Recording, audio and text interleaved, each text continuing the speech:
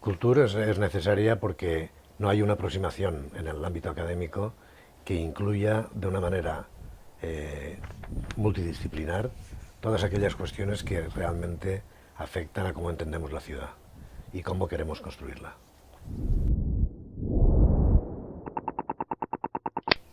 Cultura está dirigida fundamentalmente a todas las personas que estén interesadas en esa temática de la cultura de la ciudad, no únicamente a académicos.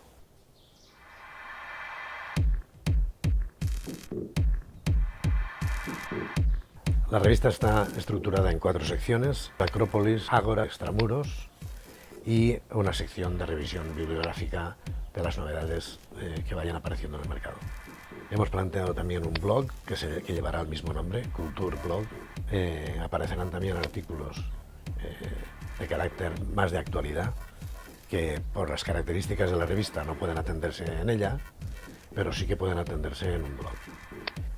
De hecho, la revista va a tener 2 números anuales. Cada número va a ser monográfico, lo cual va a posibilitar que concentremos las temáticas 2 veces al año.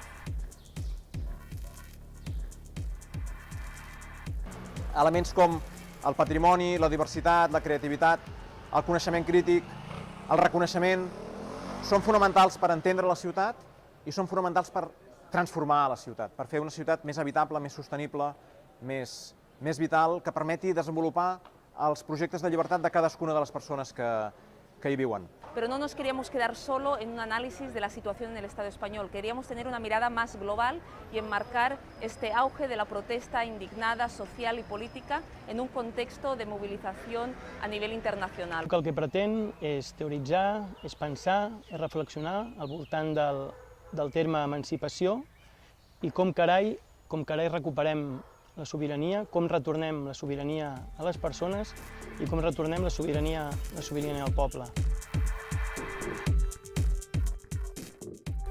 El nombre de Cultur fue el resultado de una tormenta de ideas y de conceptos que nos condujeron necesariamente a hablar de cultura, y ur venía como referencia a lo urbano, lo del lugar donde nos encontramos, pero tenía un factor muy interesante, que era el recogerla desde el nombre de la primera ciudad conocida de Mesopotamia.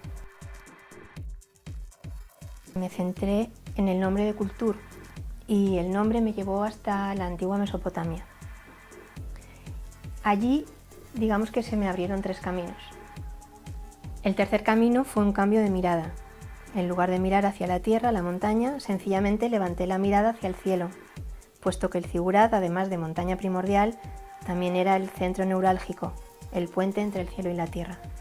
Una vez que tuve clara la imagen, comencé a buscar la tipografía que mejor se le adaptara, y el resultado fue esta marca. Entendemos la ciudad como el lugar en el que nos encontramos, y en oposición al mundo salvaje, a la selva.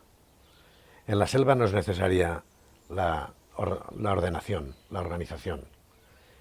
Uno se enfrenta a factores de carácter natural, pero los seres humanos no vivimos en selvas, y no vivimos en selvas desde hace ya muchísimos siglos.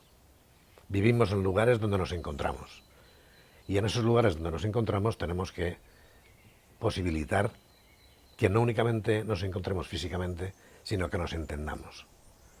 El querernos entender significa necesariamente, por lo tanto, que tenemos que hablar el mismo lenguaje. Tenemos que saber de qué cosas estamos hablando cuando intentamos intercambiar opiniones, mercancías o lo que sea. En ese sentido, es como entendemos la ciudad. La ciudad no es la parte estrictamente física de donde viven los seres humanos.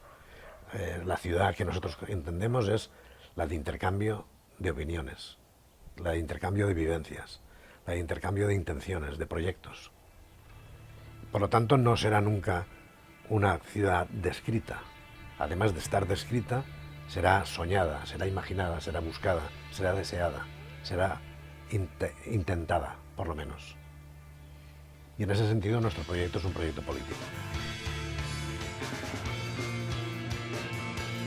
La pregunta general a la que queremos dar respuesta es cómo vivimos y cómo queremos vivir en sociedad.